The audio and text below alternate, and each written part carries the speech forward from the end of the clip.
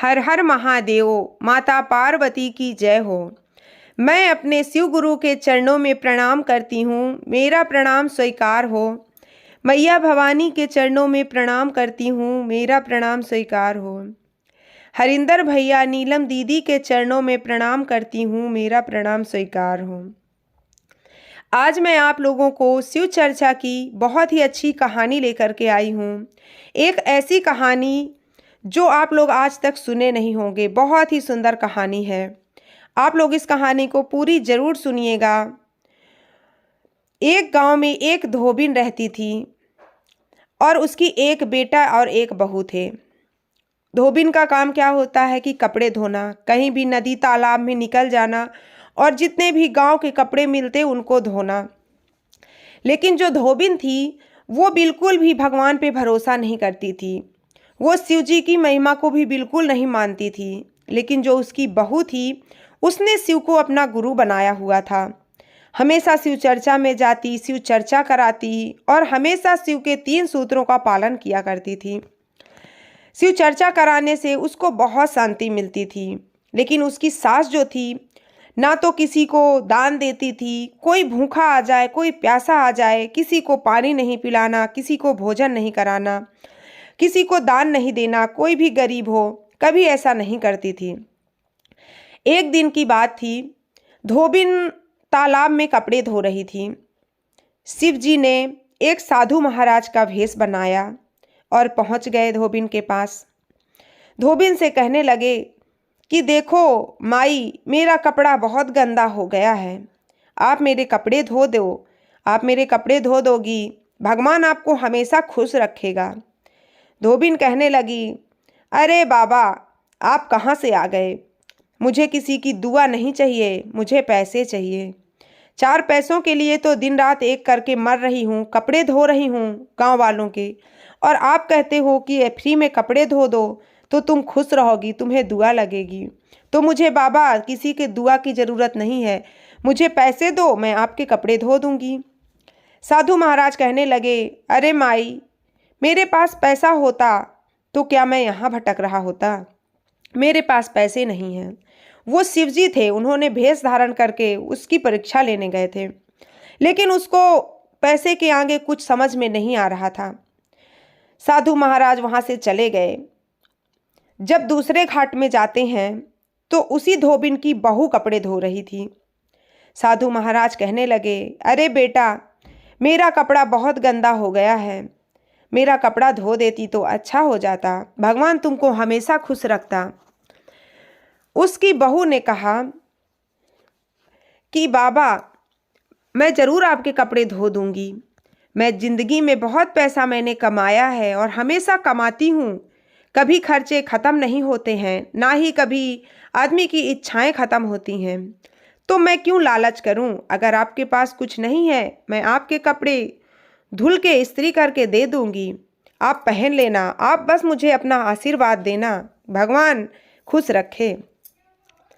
उसने अच्छे से कपड़े धो दिए। साधु महाराज को जब कपड़े दिए, साधु महाराज कहने लगे कि बेटा मांगो, तुम क्या मांगना चाहती हो मेरे से? आज मैं बहुत खुश हूँ तुमसे।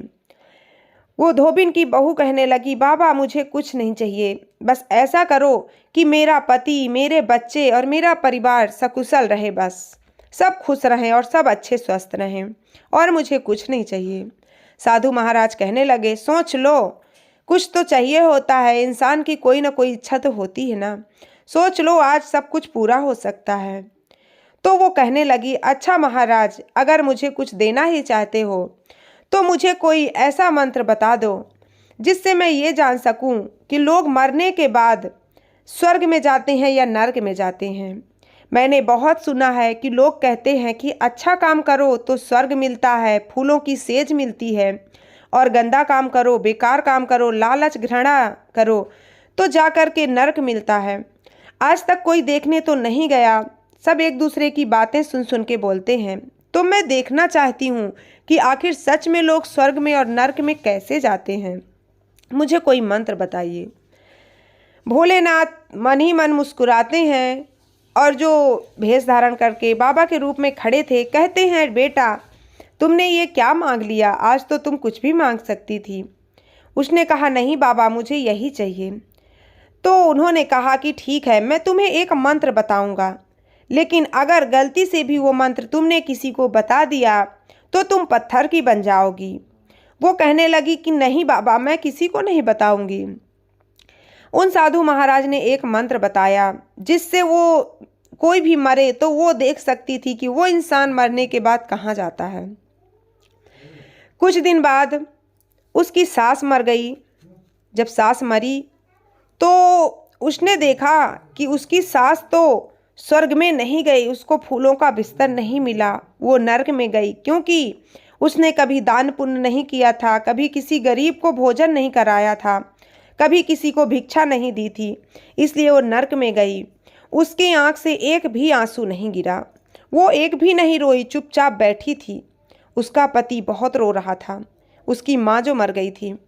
सोचता है मन ही मन कि मेरी तो माँ मर गई, मैं तो इतना रो रहा हूँ, मेरी पत्नी के एक भी आंसू नहीं गिरे, कारण क्या है? माँ तो मर गई। कुछ दिन बाद उसके पड़ोस में एक डोम रहता था। जब उसकी मृत्यु हुई, वो डोम शिव जी का बहुत बड़ा भक्त था, दान पुण्य करता था, गरीबों को भोजन कराता था। तो वो जब मरा तो उस जो बहू थी उसकी, धोबिन की, उसने देखा कि उसको फूलों का बिस्तर मिला है, सीधा स्वर्ग में भगवान शिव की शरण में चला गया। वो ये देखकर उसकी आंखों से आंसू निकल पड़े। डोम को मरता हुआ देख वो रो पड़ी, क्योंकि उसको दिखा कि वो फूलों की सेज में जा रहा है मृत्युलोक में। तब वो रोने लगी। उसका पति देख लिया। उसके पति ने पूछा, बताओ, तुम मेरे माँ के मरने पे नहीं रोई और इस डोम के मरने पे तुम क्यों इतना फूट फूट कर रोई? मुझे कारण बताओ, क्या रिश्ता है तुम्हारा उस डोम से? वो कहने लगी, अरे आप कैसी बातें कर रहे हैं, मेरा उसके साथ क्या रिश्ता होगा? वो कहने लगा, नहीं, कोई ना कोई रिश्ता तुम्हारा जरूर है। क्या है, मुझे सच सच बताओ, क्योंकि मुझे अब बहुत क्रोध आ रहा है। तुमने मेरी माँ के मरने पर एक आंसू भी नहीं बहाया और आज डोम के मरने पर इतना फूट फूट कर रोई हो, बताओ क्या कारण है? उसके पति को उस पर शक हो गया और कहते हैं शक बहुत खतरनाक होता है, अच्छे से अच्छा रिश्ता ख़त्म कर देता है और शक के बाद कोई गुंजाइश नहीं होती है विश्वास करने की। उसने कहा कि ठीक है, मैं आपको बता दूंगी कि मैंने क्यों रोया, लेकिन फिर इसके बाद आप मुझे खो दोगे, क्योंकि अगर मैंने आपको बता दिया तो मैं पत्थर की बन जाऊंगी। उसके पति ने कहा, ऐसी कौन सी बात है जो तुम पत्थर की बन जाओगी, और मैं नहीं डरता तुमको खोने से। उसको लगा कि ऐसे ही कोई बात होगी, ये ऐसे ही बोल रही होगी। उसको अपनी पत्नी पे शक हुआ था। उसकी पत्नी कहने लगी कि बता दूंगी तो मैं आपके पास से चली जाऊंगी, अब आप बताओ कि आपको बताना है या नहीं। उसने कहा, अगर बता दी तो अच्छा है, नहीं तो तुम्हें मैं घर से निकाल दूंगा। धोबिन की बहू सोचने लगी कि उल्टा होने से अच्छा है, नाम बदनाम होने से अच्छा है कि मैं पत्थर की बन जाऊं। मैं पतिव्रता हूँ, मैं कभी किसी पे ऐसे नहीं नज़र डालती, लेकिन आज मेरे पति ने मुझ पे शक किया है, जो कि बहुत बड़ी बात है। तो इससे अच्छा है कि मैं पत्थर की ही बन जाऊं। आज मैं अपने पति को सच्चाई बता ही देती हूँ। और उसने सारी बात अपने पति को बता दी कि किस प्रकार उसने साधु महाराज के कपड़े धोए थे, जिससे एक मंत्र साधु महाराज ने बताया था। तो कहने लगी, देखो, आपकी माँ मरी, वो नर्क में गई, क्योंकि उन्होंने कभी दान पुण्य नहीं किए थे, कभी किसी गरीब को भोजन नहीं कराया था। और ये डोम, जो कि शिव का बहुत बड़ा भक्त था, जब ये मरा, इसको फूलों की सेज मिली और जाके शिव गुरु का चरण मिला। इसलिए मेरी आंखों से आंसू आ गए कि लोग क्यों नहीं करते अच्छा काम। अच्छा काम करेंगे, मृत्युलोक में उनको सुख ही सुख मिलेगा। जैसे ही उसकी बात पूरी हुई, वो पत्थर की बन गई। उसका पति बस निहारते ही रह गया और सोचने लगा कि ये मेरे से क्या हो गया, ये मैंने क्या कर दिया। आज अपनी पत्नी पे शक किया मैंने, अब तो वो पत्थर की बन गई। वो फूट फूट कर रोने लगा, पछताने लगा और कहने लगा, तुम वापस आ जाओ, मैं कभी तुम्हारे पे शक नहीं करूँगा। लेकिन शक की जो बात थी वो तो उसके महज दिमाग में पहुंच गई थी, इसलिए अब पछताने का कोई फायदा नहीं था, क्योंकि उसने गलत किया था। एक शिव शिष्या पे गलत आरोप लगाया था। शिव गुरु ने उसको पत्थर का बना दिया और उसको अपनी शरण में ले लिए, क्योंकि वो झूठ में उस पे कीचड़ उछाल रहा था कि तुम्हारा डोम के साथ कोई ना कोई रिश्ता होगा। अब पछताने से कुछ नहीं होगा, क्योंकि वो पत्थर की बन चुकी थी। तो ये कहानी थी मेरी आज की। इस कहानी से ये सीख मिलती है कि कभी भी गलत इल्ज़ाम किसी पे नहीं लगाना चाहिए, सोच समझ के बोलना चाहिए, क्योंकि बोलने के बाद कुछ बातें वापस नहीं आती हैं। तो दोस्तों, आपको ये कहानी कैसी लगी आप लोग ज़रूर बताना। अच्छी लगी हो तो वीडियो को लाइक, चैनल को सब्सक्राइब ज़रूर कर लेना। शिव गुरु हमेशा आप लोगों के साथ रहेंगे और सबको शिव गुरु सद्बुद्धि दे कि कोई कभी भी गलत काम ना करे। मिलती हूँ दूसरी वीडियो में, तब तक अपना ख्याल रखिए। हर हर महादेव, घर घर महादेव। मैया भवानी की जय हो।